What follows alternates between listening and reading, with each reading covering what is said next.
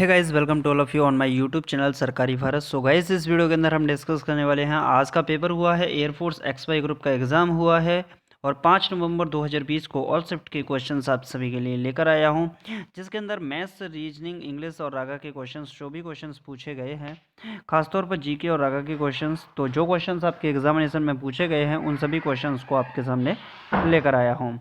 आज का पेपर है 5 नवंबर 2020 का ऑल शिफ्ट का पेपर था, इंडियन एयरफोर्स XY ग्रुप का पेपर था। आप सभी को बता दूं, मैं भी खुद 2 टाइम सेलेक्टेड हूं, 2 बार एग्ज़ाम निकाला है, तब आपके लिए ये वीडियो लेकर आया हूं। तो आज पूछे गए इन सभी सवालों को जवाब देने वाला हूं और आप सभी के लिए, जो स्टूडेंट एयरफोर्स की तैयारी कर रहे हैं उनके लिए जल्द ही न्यू क्लासेस स्टार्ट होने वाली हैं और इसी चैनल पर क्लासेस स्टार्ट होंगी। तो आप इस चैनल को सब्सक्राइब जरूर कर लीजिएगा। बिल्कुल फ्री ऑफ कॉस्ट क्लास होंगी, जिसके अंदर आपको एयरफोर्स XY ग्रुप की फ्री ऑफ कॉस्ट तैयारी की जाएगी विद ऑल ट्रिक्स। एक भी ऐसी ट्रिक नहीं होगी जो आपको नहीं बताई जाए। तो चलिए स्टार्ट करते हैं वीडियो को और पहुँचते अपने पेज को। तो चैनल को सब्सक्राइब करना बिल्कुल मत भूलिएगा। सो गाइस, अब आ चुका हूं मैं अपने पेज पर। आज का पहला सवाल है, यंत्र द्वारा निर्मित ध्वनि की गुणवत्ता पर निर्भर करता है। यंत्र द्वारा निर्मित ध्वनि की गुणवत्ता पर निर्भर करता है, तो इसका सही उत्तर है ओवरटोन की संख्या। देखिए, काफ़ी ज़्यादा मॉडरेट लेवल के क्वेश्चन पूछे गए हैं आज के पेपर में। कुछ क्वेश्चन मॉडरेट लेवल के थे, लेकिन मैं यही बोलना चाहूँगा कि 50% क्वेश्चन तो वो ईजी पेपर था आपका, और आपका लगभग 30% पेपर जो आपका था, आपका मॉडरेट लेवल का था, और 20% जो आपका पेपर था वो थोड़ा सा टफ लेवल का था। वो भी आपको डिस्कस करेंगे। चलिए, तो इस सवाल का सही जवाब है ओवरटोन की संख्या। नेक्स्ट क्वेश्चन को देख लेते हैं फ्रेंड्स। तो नेक्स्ट क्वेश्चन है, पृथ्वी पर वायुमंडलीय दबाव का कारण होता है। पृथ्वी पर वायुमंडलीय दबाव के कारण होता है, तो इसका सही जवाब है गुरुत्वाकर्षण के कारण। देखिए, गुरुत्वाकर्षण एक होता है ग्रेविटेशनल फोर्स, इसको F से रिप्रेजेंट करते हैं। F का फॉर्मूला होता है F=G m1m2/r²। क्या होता है? F बराबर G m1m2/r²। ये फोर्स ऑफ ग्रेविटेशन का फॉर्मूला होता है। बहुत आसान सा सवाल पूछा यहाँ से, तो इसका सही जवाब है गुरुत्वाकर्षण, ग्रेविटेशनल। चलिए नेक्स्ट क्वेश्चन देख लेते हैं फ्रेंड्स। तो नेक्स्ट क्वेश्चन है, मानव शरीर में सबसे लंबी कोशिका है। मानव शरीर में सबसे लंबी कोशिका है, तो इसका सही जवाब है तंत्रिका कोशिकाएं। जो मानव शरीर में सबसे लंबी कोशिकाएं होती हैं वो होती हैं तंत्रिका कोशिकाएं। कौन सी कोशिकाएं होती हैं? तंत्रिका कोशिकाएं मानव शरीर की सबसे लंबी कोशिकाएं होती हैं। चलिए फ्रेंड्स, नेक्स्ट क्वेश्चन देख लेते हैं। तो नेक्स्ट क्वेश्चन है, कॉम्पैक्ट डिस्क, यानी कि जिसको हम क्या बोलते हैं, वास्तविक रूप से सीडी बोलते हैं। सीडी आपने बचपन में देखी होंगी। मतलब बचपन का मतलब यह है कि मेरा आज से 10-12 साल पहले सीडी का क्रेज़ बहुत ज़्यादा था। तो सीडी जो होती थी उसकी फुल फॉर्म होती है कॉम्पैक्ट डिस्क। इसमें प्रयुक्त होने वाली तकनीकी क्या है? देखिए, ऐसे क्वेश्चंस एग्जामिनेशन में पूछ सकता है, क्योंकि आप फिजिक्स का पेपर दे रहे हैं तो ये क्वेश्चंस बन सकते हैं। तो कॉम्पैक्ट डिस्क का प्रयुक्त तकनीकी क्या है? तो ये लेजर पर आधारित तकनीकी होती है।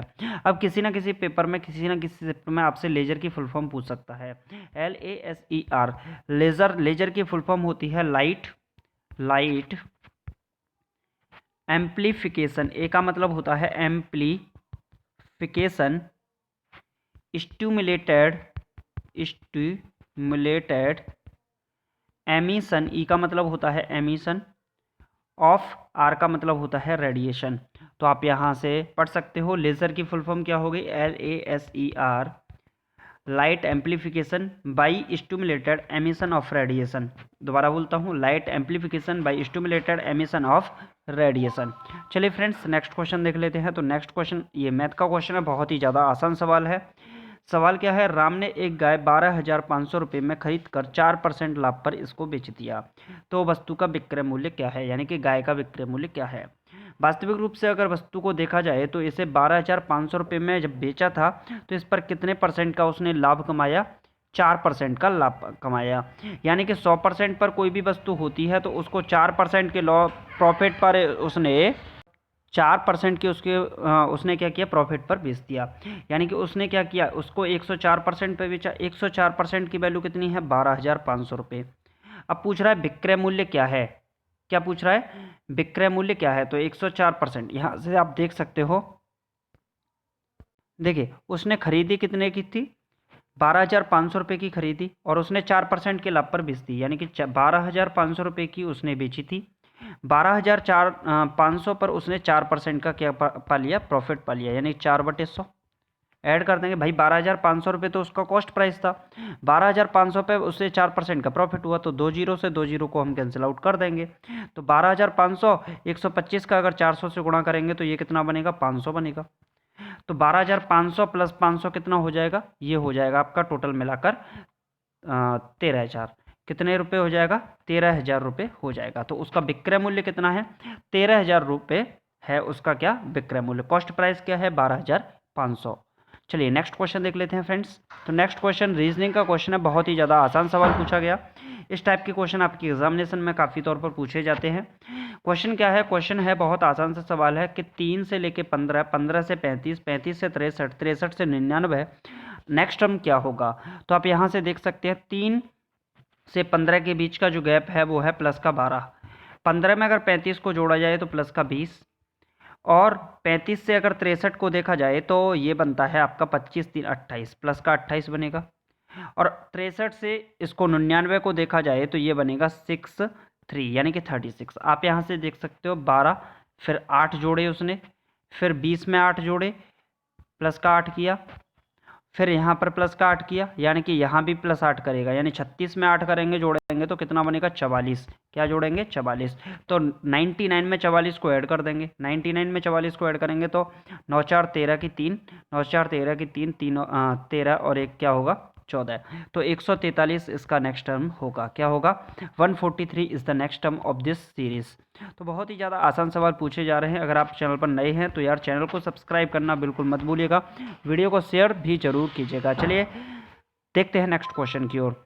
चलिए नेक्स्ट क्वेश्चन क्या है, नेक्स्ट क्वेश्चन बहुत आसान सा सवाल पूछा गया है। मैकमोहन रेखा कहाँ स्थित है, मैकमोहन रेखा कहाँ पर स्थित है। तो देखिए मैकमोहन रेखा जो है वो भारत और चीन के बीच में स्थित है। कहाँ पर स्थित है, भारत और चीन के बीच में मैकमोहन रेखा स्थित है। इसी तरीके से आपसे एग्जाम में पूछ सकता है कि रेड क्लिफ रेखा किन दो देशों को जोड़ती है। रेड क्लिफ रेखा किन दो देशों को जोड़ती है, तो ये 2 देशों को जोड़ती है। एक जोड़ती है भारत को, और भारत को किससे जोड़ती है, नापाक इरादों वाले पाकिस्तान को जोड़ती है। किसको जोड़ती है, नापाक इरादों वाले पाकिस्तान को। यानी कि भारत और पाकिस्तान को जोड़ने वाली रेखा को रेड क्लिफ रेखा कहा जाता है, और भारत को और चीन को जोड़ने वाली रेखा को क्या कहा जाता है, मैकमोहन रेखा कहा जाता है। सो गाइस आपसे ये भी क्वेश्चन पूछ सकता है कि 38 डिग्री पैरेलल लाइन किसको जोड़ती है, तो आप इसका आंसर कमेंट बॉक्स में लिखिएगा। चलिए नेक्स्ट क्वेश्चन देख लेते हैं फ्रेंड्स। तो नेक्स्ट क्वेश्चन है, कोनेरू हम्पोई किस खेल से संबंधित है। बहुत ही ज़्यादा रिपीटेड क्वेश्चन है, मतलब इस साल का फेवरेट क्वेश्चंस में से एक है, क्योंकि एसएससी ने भी ये क्वेश्चन कई बार पूछा है और आज एयरफोर्स ने भी हालांकि इस क्वेश्चन को पूछ ही लिया। कोनेरू हम्पी किस खेल से संबंधित है, तो इसका सही जवाब है शतरंज से। कोनेरू हम्पी शतरंज की खिलाड़ी हैं और ये शतरंज से संबंधित हैं। चलिए फ्रेंड्स नेक्स्ट क्वेश्चन देख लेते हैं। तो नेक्स्ट क्वेश्चन है, राज्यसभा का कार्यकाल कितने वर्ष का होता है। देखिए राज्यसभा का जो कार्यकाल है ये 6 वर्ष का होता है। राज्यसभा की एक खास बात होती है कि ये कभी भी डिसॉल्व नहीं होती, अर्थात ये कभी भी भंग नहीं होती। अगर लोकसभा की बात करें तो लोकसभा का कार्यकाल जो होता है वो 5 वर्ष का होता है, और 5 वर्ष बाद ये जो लोकसभा है ये क्या हो जाती है, राष्ट्रपति के मतलब राष्ट्रपति के आदेश पर एक तरीके से भंग हो जाती है। फिर से दूसरे तरीके से जो लोकसभा है वो गठित होती है। अगर राज्यसभा की बात करें तो राज्यसभा का कार्यकाल 6 वर्ष का होता है, लोकसभा का कार्यकाल 5 वर्ष का होता है। राज्यसभा कभी भी डिसॉल्व नहीं होती और लोकसभा हर 5 साल बाद डिसॉल्व हो जाती है। राज्यसभा के जो सदस्य होते हैं उनका 1/3 सदस्यों का जो चुनाव है, चुनाव की जो प्रक्रिया है वो हर 2 साल बाद होती है। तो ये भी क्वेश्चन आपसे अगली शिफ्ट में पूछ सकता है। और एक क्वेश्चन यहाँ से बहुत ज़्यादा आसान पूछता है कि अगर कोई व्यक्ति प्रधानमंत्री बनना चाहता है, अगर कोई प्रधानमंत्री बनना चाहता है तो अगर वो राज्यसभा के तहत अगर प्रधानमंत्री बनना चाहता है तो उसकी उम्र कम से कम 30 वर्ष होनी चाहिए, 30 ईयर्स। अगर वह लोकसभा से प्रधानमंत्री बनना चाहता है तो कम से कम उम्र उसकी 25 वर्ष चाहिए। ये क्वेश्चन बहुत ज़्यादा इंपॉर्टेंट है और बहुत ज़्यादा स्टूडेंट्स इसमें मतलब एक तरीके से कंफ्यूजन में रहते हैं। तो चलिए नेक्स्ट क्वेश्चन देख लेते हैं फ्रेंड्स। तो नेक्स्ट क्वेश्चन है, हर्षवर्धन के समय कौन सा चीनी यात्री भारत आया। हर्षवर्धन के समय पर कौन सा चीनी यात्री भारत आया था, तो इसका सही जवाब है कोनेरू हम्पी। जो सॉरी हर्षवर्धन के समय पर कौन सा चीनी यात्री भारत आया था? तो ये इसका सही जवाब है हिनसांग। कौन है? हिनसांग हर्षवर्धन के समय पर भारत आया था। नेक्स्ट क्वेश्चन देख लेते हैं फ्रेंड्स। अब आपसे पूछ सकता है चंद्रगुप्त मौर्य के शासनकाल में कौन आया था? तो चंद्रगुप्त मौर्य के शासनकाल में आया था मेगस्थनीज।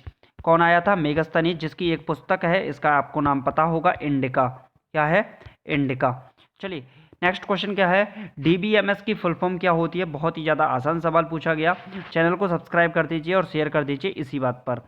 डीबीएमएस की फुल फॉर्म क्या होती है? डी का मतलब होता है डाटा, बी का मतलब होता है बेस, एम का मतलब होता है मैनेजमेंट और एस का मतलब होता है सिस्टम। यानी कि डाटा बेस मैनेजमेंट सिस्टम। क्या होता है? Data base management system DBMS की फुल फॉर्म होती है। चलिए फ्रेंड्स नेक्स्ट क्वेश्चन देख लेते हैं। तो नेक्स्ट क्वेश्चन है, उड़ीसा में जो चक्रवाती तूफान आया था उसका नाम क्या था? देखिए उड़ीसा में जो चक्रवाती तूफान आया था उसका नाम था फैनी। क्या नाम था? फैनी इस चक्रवात का नाम था। चलिए फ्रेंड्स नेक्स्ट क्वेश्चन देख लेते हैं। तो देखिए आपसे पूछ सकता है उड़ीसा के एक तरीके से आप नेशनल पार्क बताओ। तो नेशनल पार्क दो हैं, एक है भितरकनिका नेशनल पार्क उड़ीसा में ही है, और दूसरा जो नेशनल पार्क है ये है आपका सिमलीपाल नेशनल पार्क और भितरकनिका नेशनल पार्क। ये दोनों नेशनल पार्क उड़ीसा के अंदर स्थित हैं। चलिए फ्रेंड्स नेक्स्ट क्वेश्चन देख लेते हैं। तो नेक्स्ट क्वेश्चन है, स्वच्छ आकाश नीला दिखाई देता है, इसका कारण क्या है? आखिरकार क्या कारण है कि स्वच्छ आकाश नीला दिखाई देता है? तो इसका सही उत्तर है स्कैटरिंग ऑफ लाइट। क्या है? स्कैटरिंग ऑफ लाइट, यानी कि प्रकाश का प्रकीर्णन ही इसका सही जवाब होगा। चलिए फ्रेंड्स नेक्स्ट क्वेश्चन देख लेते हैं। तो नेक्स्ट क्वेश्चन है, दाब वृद्धि से पानी का क्वथनांक पर क्या प्रभाव पड़ता है? मतलब दाब वृद्धि से पानी के क्वथनांक पर क्या प्रभाव पड़ता है? तो इसका सही जवाब है जो क्वथनांक है, क्वथनांक एक तरीके से बोल सकते हैं हम हीटिंग पॉइंट। अगर क्वथनांक की बात करें तो अगर क्वथनांक बढ़ेगा तो क्वथनांक का परिवर्तन यानी कि एक तरीके से हीट ही होता है। तो जो पानी का क्वथनांक है दाब बढ़ने पर क्या हो जाता है? बढ़ जाता है। इसी बात पर लाइक और सब्सक्राइब कर दीजिए चैनल को। चलिए नेक्स्ट क्वेश्चन क्या है?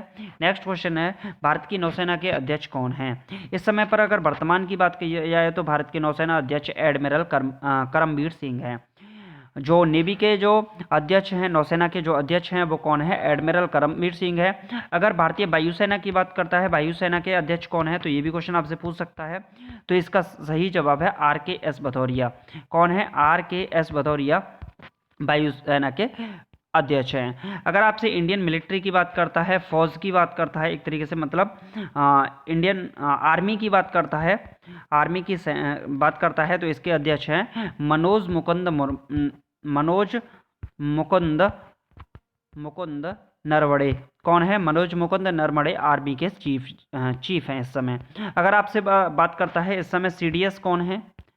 CDS कौन है? चीफ डिफेंस स्टाफ के सदस्य कौन है? तो ये हैं जनरल बिपिन रावत। कौन है? जनरल बिपिन रावत। तो ये भी आपसे क्वेश्चन पूछ सकता है। चलिए फ्रेंड्स नेक्स्ट क्वेश्चन देख लेते हैं। तो नेक्स्ट क्वेश्चन है, ये क्वेश्चन आपका पूछा गया बाई ग्रुप में। तो एक चतुर्भुज के चार कोण हैं, 1 2 3 4 के अनुपात में है। सबसे बड़ा कोण की माप क्या है?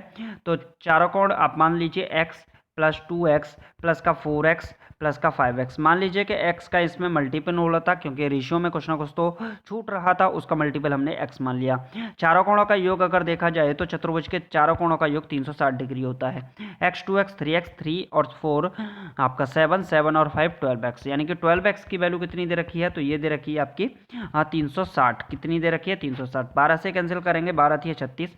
x की वैल्यू कितनी आएगी? 30 डिग्री x की वैल्यू निकलेगी। तो सबसे बड़े कोण की बात करें तो सबसे बड़ा इसमें 5 है, तो 5 गुणे 30 कर देंगे। कितना करेंगे? 5 गुणे 30, 5 दिया 15 और 0, तो 150 डिग्री इस सवाल का सही जवाब होगा। इसी बात पर सब्सक्राइब और शेयर तो कर दीजिए। चलिए फ्रेंड्स नेक्स्ट क्वेश्चन देख लेते हैं। तो नेक्स्ट क्वेश्चन मैथ का क्वेश्चन है, बहुत ही ज़्यादा आसान सा सवाल पूछा गया है। क्वेश्चन है 5 8 0 12 15 का औसत कितना होगा? तो आपको पता है टोटल ऑब्जर्वेशंस का सम कर दिया जाए, 0 प्लस 12 प्लस 15 इस तरीके से जोड़ दिया जाए, और कितनी संख्या है ये? 1 2 3 4 5, तो 5 का लगा दो भाग, 8 5 13, 13 और 12 ये होगा आपका 25, 25 और 15 होगा 40। 40 में अगर 5 का भाग लगाएंगे तो ये जाएगा 8 बार। कितनी बार जाएगा? 8 बार जाएगा। तो इसका सही एवरेज क्या हो जाएगा? 8 हो जाएगा। इसी बात पर सब्सक्राइब और शेयर कर दो। चलिए नेक्स्ट क्वेश्चन है। नेक्स्ट क्वेश्चन क्या है? रोवर्स कप किस खेल से संबंधित है? तो इसका सही जवाब है फुटबॉल से। जो रोवर्स कप है ये फुटबॉल से संबंधित है। आपसे पूछ सकता है नेक्स्ट शिफ्ट में सुब्रतो कप किस खेल से संबंधित है? कौन सा? सुब्रतो कप। तो ये भी फुटबॉल से संबंधित है। एक कप और होता है डूरंड कप। कौन सा होता है? Durand cup. Rovers cup, Subroto cup, Durand cup, ये सभी के सभी किससे संबंधित हैं? फुटबॉल से संबंधित हैं। आपसे पूछ सकता है अजलान शाह ट्रॉफी किससे संबंधित है? बहुत कम स्टूडेंट्स को पता रहता है। अजलान शाह ट्रॉफी किस खेल से संबंधित है? तो ये ट्रॉफी जो होती है वो हॉकी से संबंधित है। किससे? हॉकी से। चलिए नेक्स्ट क्वेश्चन देख लेते हैं। तो नेक्स्ट क्वेश्चन है जोग जलप्रपात किस नदी पर स्थित है? देखिए जोग जलप्रपात या इसका पुराना नाम है महात्मा गांधी जलप्रपात। कौन सा? महात्मा गांधी जलप्रपात या फिर जोग जलप्रपात। और इसको एक और नाम है इसका गरसोप्पा जलप्रपात। क्या है? गरसोप्पा जलप्रपात, ये भी इनको बोला जाता है। तो जो जोग जलप्रपात है ये कहाँ पर स्थित है? सबसे बड़ी बात तो ये बनती है, तो ये है कर्नाटक में स्थित है। कहाँ पर स्थित है? कर्नाटक में। कर्नाटक में कहाँ पर स्थित है? कर्नाटक के बेलगाम में स्थित है। कहाँ पर? बेलगांव में। तो कर्नाटक के बेलगांव में जोग या गरसोप्पा जलप्रपात वाटरफॉल स्थित है। और ये किस नदी पर स्थित है ये पूछा गया था, तो इसका सही जवाब है शरावती नदी पर स्थित है। इसी बात पर लाइक और शेयर तो ठोक दीजिए, ठीक है। आपको वीडियो अच्छा लगा होगा, मुझे मालूम है अच्छा लगा। वीडियो थोड़ा सा बड़ा हो गया क्योंकि सभी शिफ्ट के क्वेश्चन लेके आया हूँ। तो चैनल को यार सब्सक्राइब करना बिल्कुल मत भूलिएगा, क्योंकि इस चैनल पर सिर्फ और सिर्फ एयरफोर्स के स्टूडेंट्स के लिए क्लासेस जारी हैं और आपके लिए क्लासेस आने वाली हैं। और इस वीडियो का टारगेट रखते हैं यार 1000 लाइक का, 1000 लाइक का इस वीडियो का टारगेट रखते हैं। चलिए मिलते हैं नेक्स्ट वीडियो में। Thank you for watching this video. Subscribe कर लीजिएगा ताकि नोटिफिकेशन नेक्स्ट वीडियो का पहुंच जाए। Thank you for watching this video.